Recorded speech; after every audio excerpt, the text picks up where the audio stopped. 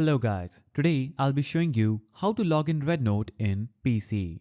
So, in order to do this, first of all, navigate to any browser on your PC. For example, I'm opening Google Chrome. Now, here what you're going to do is simply type in RedNote's name, hit enter, and it is going to show you some search results. From this, click on the one that will look something like this. Click on this link and it will show you another page. Now, when you click on this link and it is not loading, this may be because you're outside of China.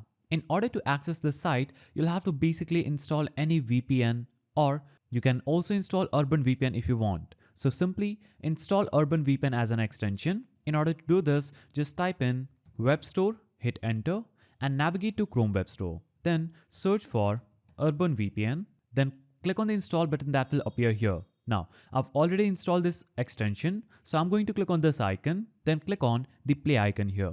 Now, this will instantly connect me to the location that will be entered just right here, that is China. Now, I will have to simply click on this link and it will instantly take me to the RedNote's website. Now, if you are outside of China and you are not able to navigate this page because this page is totally translated in Chinese, what you'll have to simply do is use Google Translate and translate this site to English. Now, you can see you have the option to log in just right here.